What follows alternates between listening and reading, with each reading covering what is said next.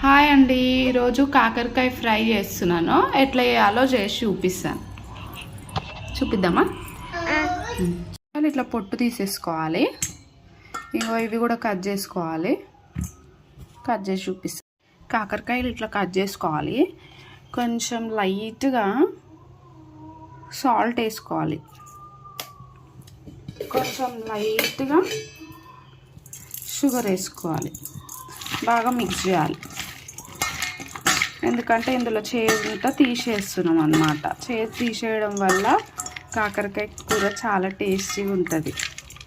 కాకరకాయ కూర ఇష్టం లేని వాళ్ళు కూడా ఇష్టంతో తింటారు తెలుసా. ఇట్లా చేస్తే మీరు కూడా ట్రై చేయండి. నేను చేసి చూపిస్తాను. ఇప్పుడు కొద్దిసేపు ఇది పక్కకు పెట్టుకుందాం. మనం ఇట్లా కలిపి జ్యూస్ అనేది బయటికి వస్తుంది. స్టవ్ ముట్టించుకొని ఆయిల్ పోసుకోవాలి. 2 టేబుల్ స్పూన్స్ పోసుకున్నాను నేను. కాకరకాయ చేదు తీసి పెట్టుకున్నాను. ఇప్పుడు మనం ఆనియన్స్ వేసుకుందాం కడాయిలో. బాగా వేగనియాలి, బ్రౌన్ కలర్ అయ్యేదాకా. ఆనియన్ లైట్ బ్రౌన్ అయినాయి.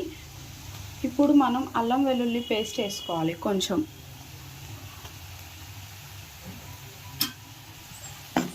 కలుపుకోవాలి.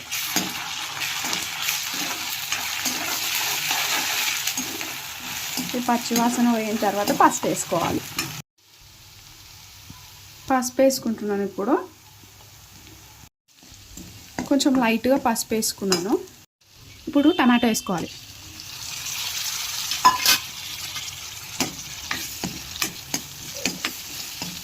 మిక్స్ చేసుకొని కొంచెం సాఫ్ట్గా అయ్యేదాకా పెడదాం. ఇట్లా మూత ఏం పెట్టేసుకోవద్దు. చూడండి, టమాటో మగ్గినాయి. ఇంకా కొంచెం మగ్గాలి. కాకపోతే నేను ఇంకో కాకరకాయ వేసేస్తాను. ఇప్పుడు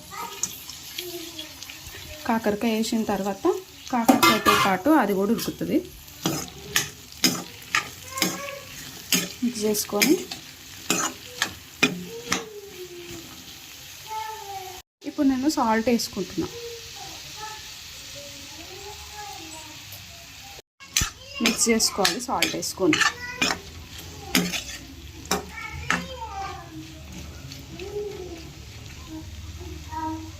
కొద్దిసేపు మగ్గనిద్దాం. ఒకసారి కలుపుకొని మూత పెట్టేసుకుందాం. మూత ఓపెన్ చేసి చూద్దాం కూర ఎడదాకా వచ్చిందో.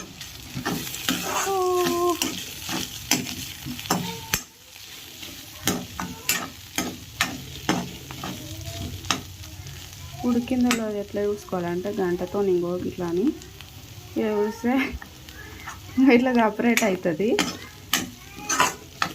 ఉడికిందని అర్థం. ఇప్పుడు కారం వేసుకుందాం. ఇప్పుడు మీరు తినేదాన్ని బట్టి వేసుకోవాలి. ఎంత ఎక్కువ తింటే అంత కారం ఎక్కువ వేసుకోవాలి. ఎంత తక్కువ తింటే అంత కారం తక్కువ వేసుకోవాలి. కలిపేసుకుందాం. మేమైతే లైట్గానే తింటాం. మరీ ఎక్కువ తినాం, మరీ తక్కువ తినాం. నాన్ వెజ్లో అయితే గట్టిగానే తింటాం. కారం లేకుంటే మళ్ళీ నీ శ్వాసన వస్తుంది కదా నాన్ వెజ్లో. అందుకని కారం ఎక్కువనే తింటాం. ఎక్కువసేపు మూత పెట్టేసుకుందాం. రెడీ అయిపోయింది ఫ్రెండ్స్, కాకరకాయ ఫ్రై. బంద్ చేస్తున్నాం స్టవ్. మూత పెట్టేసుకోవాలి, అంతే.